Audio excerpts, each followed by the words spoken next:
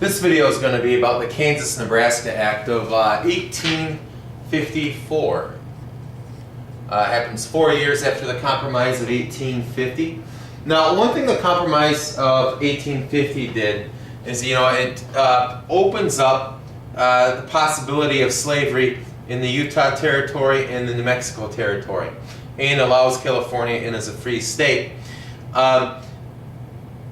Now, the initial Missouri Compromise back in 1820 said that there wouldn't be any slavery north of the 3630 line, the parallel line here, which is the southern border of Missouri. So no slavery north of it. However, in 1820, we didn't have this yet. There was no Mexican-American War, which is 1846 to 1848. So we didn't have this territory yet. So in some ways, the Missouri Compromise wasn't truly violated, although a lot of people thought it was, because we didn't have this territory. They just assumed naturally that this line would extend all the way to the ocean. So some people were upset by that, but in the Louisiana Territory itself, though, slavery was still banned north of it. And Stephen Douglas, a Democrat from Illinois, a northern state here, he is going to be the guy who proposes this Kansas Nebraska Act. And why does he propose it? Well, they're actually talking about building a railroad. And the federal law states the railroad has to pass through a state or a territory. Kansas and Nebraska, these two territories aren't official territories yet. So he wants to hurry up, make them into territories, and then once they're territories, they could quickly potentially become states or divide up into smaller territories and then states. And so if you're going to build a railroad, it's going to have to be down here through the south and then into the New Mexico Territory and out to California. It can't be from his home state, Chicago, out west, because Nebraska's not a territory yet, Kansas is not a territory yet. He wants to make Kansas and Nebraska into territories so they can build the railroad up here through the north, which would benefit his home state of Illinois, Chicago in particular. And so he wants to get this through. So what does the Kansas Nebraska Act do? Well, it creates the territories of Nebraska, it creates the territories of Kansas. But why it's so controversial is that it opens up the potential for slavery where it had been banned previously with the Missouri Compromise. As I said, in the Louisiana Territory, what was left of it out here, the Missouri Compromise of 1820, where Missouri becomes a slave state, Maine enters the Union as a free state. What would happen is you'd have what he calls popular sovereignty, that the people living here can choose whether when they become a state, if they're going to become a free state up here, like these states, or if they're going to be a slave state, like these states down here. And it opens up a can of worms. The South is elated. They're actually excited at this chance of opening slavery up to an area where it had been banned previously in the North. And the honest truth is, the South is worried that the North just has more land, especially after California becomes a free state, that they're going to dominate the Senate in the future. And the South will be dominated and be able to be heavily outnumbered in the Senate. In the House of Representatives, the North has more people. They're going to control that. But in the Senate, where it's equal 2 votes per state, the South had been used to a 50-50 tie. And now they're worried that it's going to be heavily disadvantaged here because of all this area. So they're excited that they may be able to get slave states up here in the Kansas Territory, the Nebraska Territory. The North is extremely offended. This Missouri Compromise was considered like a sacred line to a lot of Northerners, that no slavery north of it out west, and this potentially is undone because Kansas could vote for slavery. Nebraska could vote for slavery, or any future state of the Nebraska Territory could end up voting for slavery.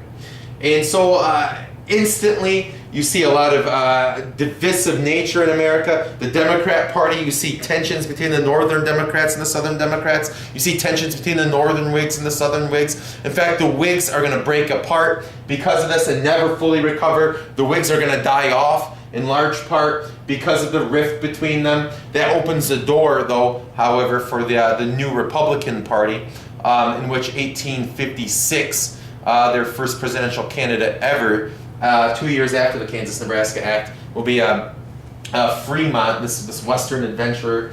And then the following presidential election, 1860, as I'm sure you know, is Abraham Lincoln.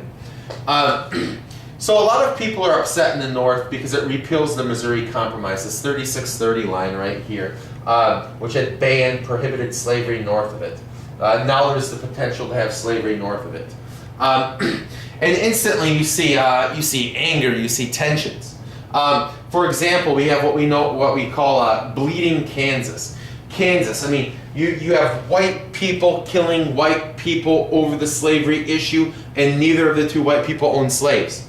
And a lot of whites who were against slavery moving into Kansas that lived there, a lot of them, it wasn't on moral grounds. It was the sense that if this area is opened up to slavery, you can have these rich white plantations move into Kansas, and I as a poor white man, with my own, hands and the product of my own labor, I can't compete against a rich white plantation slave owner who owns potentially hundreds of slaves, depending on how big a plantation you're talking. I can't compete against that, and I'm going to be excluded. People say, if we do not exclude slavery from the territories, it will exclude us. Because us poor white laborers. So not all of the keeping, in fact, most of the keeping the slavery out was more on economic grounds than actual moral grounds, which is kind of sad when you think about it. But one of the famous things about bleeding Kansas, when you have towns getting burned, towns getting attacked, but you see John Brown. He's obviously famous for the Harper's Ferry raid right before the Civil War in 1859. But during this, right after the Kansas Nebraska Act, John Brown has the Potawatomi massacre, goes into this little town and kills a few people with machetes for supposedly being advocates of slavery. You have towns that form that are pro-slavery, towns that are formed that are free-soiled, and there's conflict, there's death, there's attacks, there's jayhawks. They have these elections, but these elections are just rife with fraud. A lot of people from Missouri flock into Kansas to vote, even though they have no intention of staying there. A lot of these elections are tainted with intimidation, attacks, people voting multiple times in multiple areas. And that's one problem with popular sovereignty, is it's such an emotionally charged issue for the nation that you really can't have a free, fair election going on in Kansas or Nebraska for that matter. But you have more people in Kansas. Kansas is closer to becoming a state. That's why it's a bigger deal for them. In fact, one example of this is the Lecompton Constitution. In a highly fraudulent election, the pro-slavery factions win an election, even though they made up the minority of the people through fraud, intimidation, etc. And they pass and write their own Lecompton Constitution, which is asking for Kansas to be admitted into the Union as a slave state. The North is very upset about this. A lot of Northerners regret that a few Northerners voted for the Kansas Nebraska Act to begin with. You had virtually the entire South in Congress vote for it, and a few Northerners, enough to get the majority. And President Buchanan, who I consider as to be a weak president, he quickly tries to admit Kansas as a state. However, the Northern Congress members block it and say the election was fraudulent. Later proven to be true when they do have an election later on. The free soil people, the people who want Kansas to come in as a free state, they will win the election. But it's just horrific through here. It's horrific in Missouri too, as a lot of people spill over. And there's stories of just people killing and just intimidation. It's a horrific chapter in our history. After the Kansas Nebraska Act in Bleeding, Kansas, you see that motion spill over into the U.S. Senate floor, where Charles Sumner gives a passionate speech against slavery and against the evils of slavery and against what's going on out here. And you actually see Preston Brooks, South Carolina senator, come up with a cane and beat him senseless with a cane. And Preston Brooks is a hero to the South. He's seen as this savage in the North. It takes Charles Sumner a while to recover. He got beat severely on the head. Preston Brooks said, he was insulting the South. He gets censured by the Senate, but he comes back later into politics. People all throughout the South mailed Preston Brooks canes to commemorate his beating of Charles Sumner. This just shows the tensions are just boiling over in the Senate floor out in Kansas. People are dying. Tensions north and south. The Whig party's breaking apart, going to die off. The Democrats are kind of becoming more and more split between Northern Democrats, Southern Democrats. Stephen Douglas opened up this big can of worms with the Kansas Nebraska Act. Just 3 years later, you see the Dred Scott decision. Dred Scott was a slave in Missouri, had spent some time in the Wisconsin Territory, which up here, and then down, in Illinois too. Prior to that, well, this is a free state. This is a free territory. And so he basically says, well, I'm free now. No, Justice Taney, the Supreme Court, says, no, even though your slave owner moved from Missouri to a free area, you were still a slave. Highly controversial ruling. People like Abraham Lincoln are going to even question, is Illinois even a free state anymore? If people from slave states like Missouri can move to Illinois or move to other free territories, and the slave is still a slave in this free state, can we as a free state actually ban slavery from within our borders? Stephen Douglas responds to Lincoln, well, of course, because even if Southerners are legally allowed to move northward and bring slaves with them, the northern populations could still put in place laws and apparatus to either help or hinder slavery. But it's highly divisive. And this has become a highly divisive issue, slavery. And more importantly, we get all this land out west. What is this land going to be? Is it going to be a free state? Is it going to be a slave state? The Lincoln-Douglas debates, the famous Senate debates of 1858, basically in this, one of the heated issues is popular sovereignty that Stephen Douglas had supported.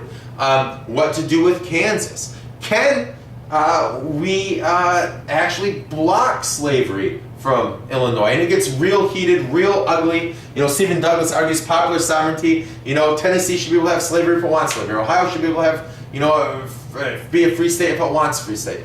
And Stephen Douglas accuses Lincoln of wanting forced amalgamation, forced interracial marriages. He accuses many of the southern Illinois counties had actually made it illegal for free African Americans, free blacks to move into Illinois.